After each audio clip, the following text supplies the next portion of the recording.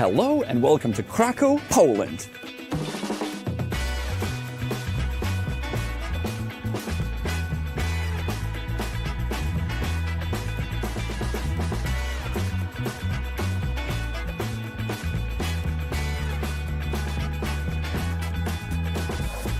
I think we're starting our guide strong with this hidden gem. It's a coffee rooftop restaurant terrace on the 6th floor of a music academy. There's no sign for it on the door, so we were lucky to find it. A perfect view. The weather's not really on our side, but if you come here on a sunny day, I think it will be perfect, and you can even get some food and some drinks at the bar.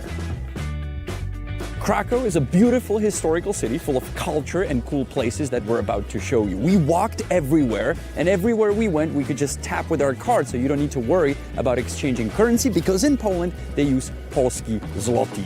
Speaking of that, Cracow is very reasonably priced in terms of the European standards. But let's stop talking about this stuff and let's go discover some cool spots. If you want to get a good donut in Cracow for breakfast, you gotta look for Dobra Packarnia, which means good donut place. There's multiple of them around the city. One is also on the Royal Way, and we couldn't resist and got one with chocolate and nuts for 7 zloty. So I'm gonna be the judge if it's good or delicious. Beyond good.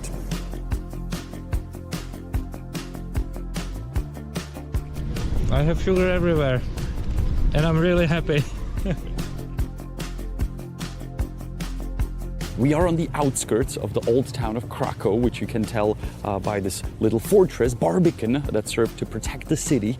And there's a legend, which that board says, that there was a citizen of Cracow and he was protecting the city. And when he ran out of ammo, he actually used a button from his shirt to shoot the person that was attacking the city. And you can see I'm also missing a button. I guess that's how he did it. It was gotcha.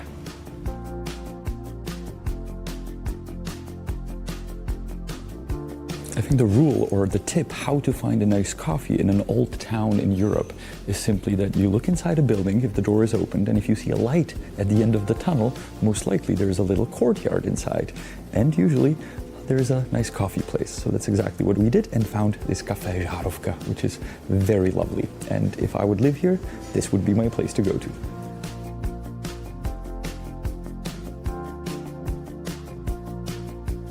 If you happen to be on the main square in Cracow on the full hour, you will hear a melody being played by a trumpetist from the church tower.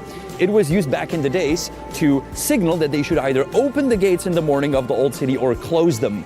But when you hear the melody now, it doesn't finish, it suddenly cuts off. And the reason for that is to commemorate a moment when this guy was playing a trumpet, but somebody was attacking the city and they shot him in the neck with the arrow, so he couldn't finish the melody.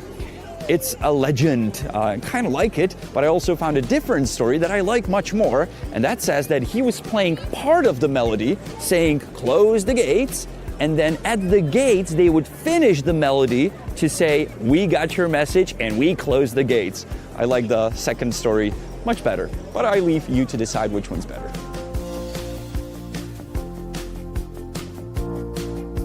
There's one street food here in Cracow that I was looking forward to try, and that is obwarzanek, which I heard is a mixture of bagel and a pretzel, two things that I absolutely love.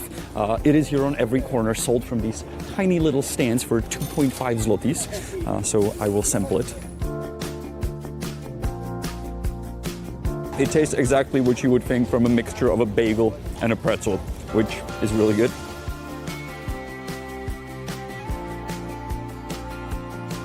So this is the tower of the old city hall. You cannot see the city hall because it's been destroyed, but there's a model where you can see what it looked like. And you can actually climb the tower for free on Mondays, which is what we just did. But if your expectation is that there's a balcony that you can walk to, unfortunately there's not, so you can only look out through the window. But the biggest experience, I believe, is the staircase up to the top.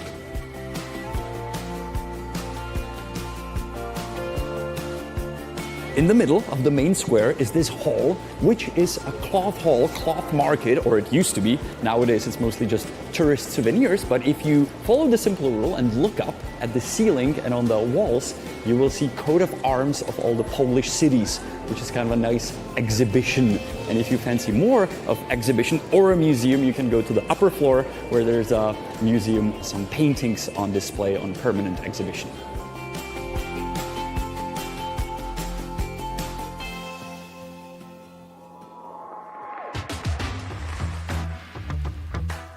We're at a place called Barmleki, which is a table tray style cafeteria where they serve local Polish food, and it's a mixture of locals, students, tourists, and workers. And we of course got the Polish pierogi, which I'm very much looking forward to, and some salad. Food's definitely not colorful, so may not look good on camera, but let's not judge it by the looks, but let's judge it by the taste. And price-wise, it was very cheap. I love this kind of food, so I think it's great.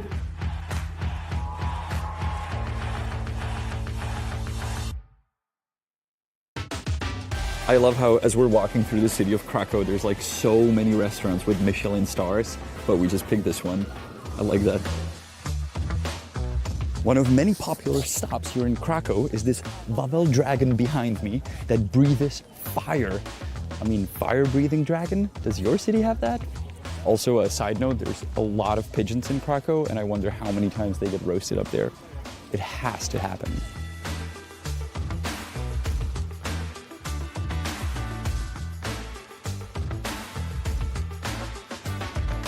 After we walked a bit through the old town and eventually we walked up to the castle and around there, we crossed the river to this place. We're on the riverside, and this weird-looking building behind me is Hala Forum. It used to be a hotel, not anymore. It was abandoned for many years, and now they turned it into a place where a lot of people meet. There's food hall, there's beers, there's coffee, there's sweets, there's multiple choices of food. And we were here last night and it was absolutely perfect. Not only you can chill here and have a perfect view of the castle, but if you're into some bizarre stuff, you can also take a ride on the Cracow Eye or fly in this hot air balloon that is hanging here on this string. Neither of these things interest me, so I'm just gonna grab something here and sit down.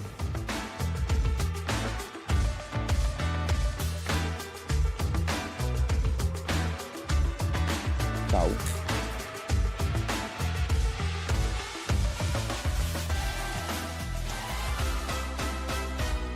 By the way, when I said that this was a hotel and you're thinking like, oh, I wish it was a hotel so I could stay on the river with the view, well, you still can, because they made this here and it's a hotel you can stay in on the river and look over the castle. And I believe they call it Wotel because it's water hotel.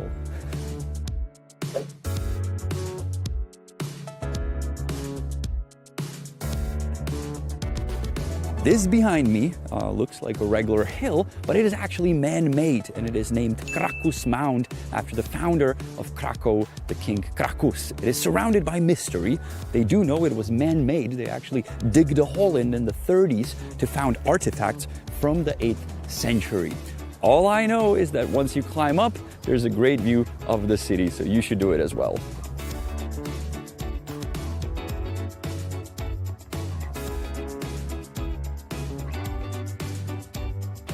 I guess I don't need to point out that Krakow is a city full of history, and especially history during the Second World War is important to mention here.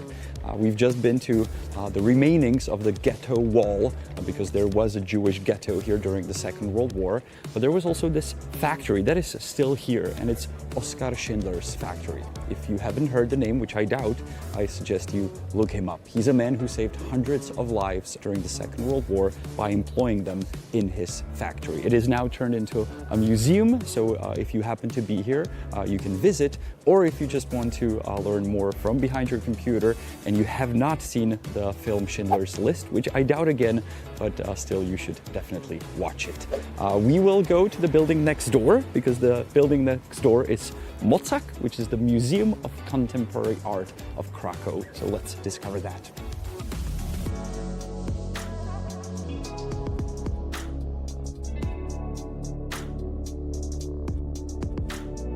I understand that if you're younger age, you may say like contemporary art, Yannick. I'm not gonna go see that. I'm like more of a gamer. I'd like to play some Need for Speed on my computer. Need for Speed? Yeah, they have that here too.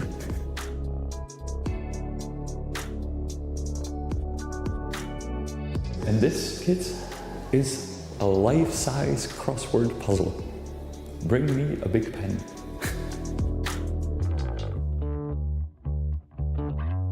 This was the modern part of art in Krakow, but we can go deeper into history. We're inside the Czartoryskich Museum, and they have a nice coffee place here, a nice bridge in the interior, and the interior itself is very nice. And also, there's free entrance on Tuesdays.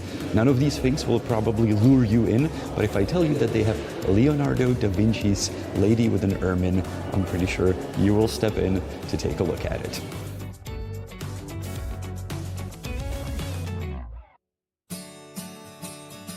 This is our kind of place. We're at Jídlo daj nám Ustaši. Honza got pierogi. I got something called Krakowska whatever. It's a bun filled with meat with sauce. I got okurek, which is a pickle, and we are more than happy. A little slice of heaven in this hidden gem.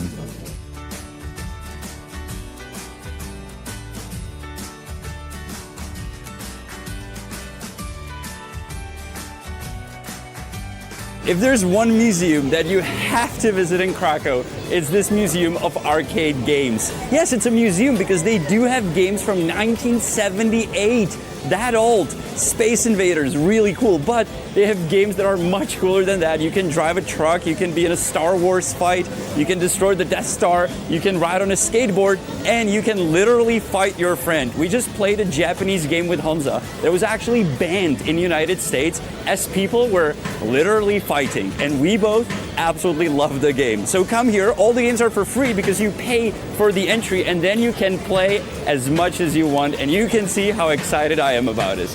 Really cool spot.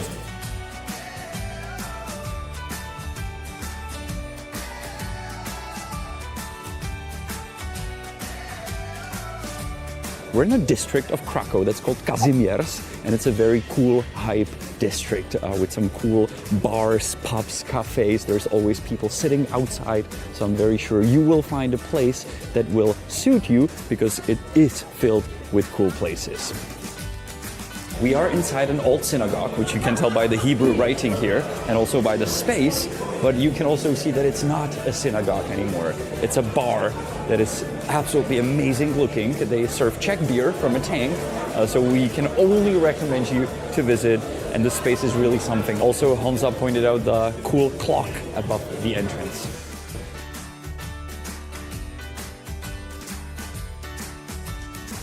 We are on Plac Nový, and if there's one food I was looking forward to try here in Krakow, it's zapiekanka.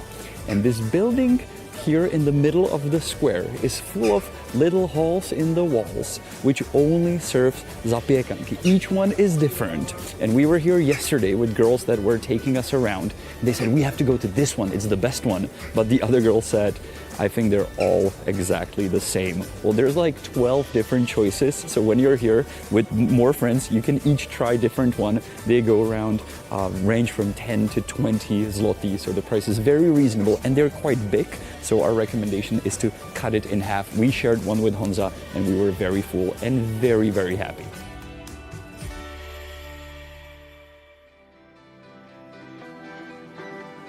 We are inside the Cracow Philharmonic. Excuse my dress, I'm still a YouTuber. And we happen to be here just in time for the Cracow Film and Music Festival. These are the guys who actually invited us to Krakow. And I would like to invite you as well for this festival. You're probably not going to make it in time for tonight's concert, but you can make it next year. We will put a link to this event in the description of our video. And I think we're about to start, so I'm going to sit down and listen to some music.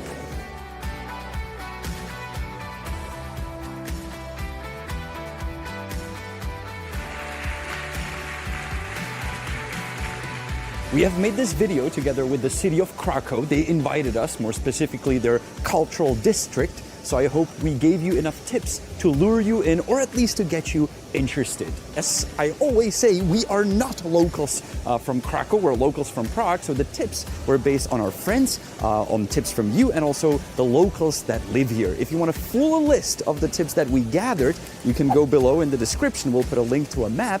And if you are a local living in this beautiful city and you want to add something to our list, please do so by writing it in the comments below. So if you are a traveler and you want to see more tips from locals, they will be below in the comments. On a personal note, I do love discovering new cities. This was a first visit for me in Krakow, and I absolutely loved it, and I cannot wait to come back and to enjoy the tips that we shared with you today, and that it was my pleasure to discover them on our own.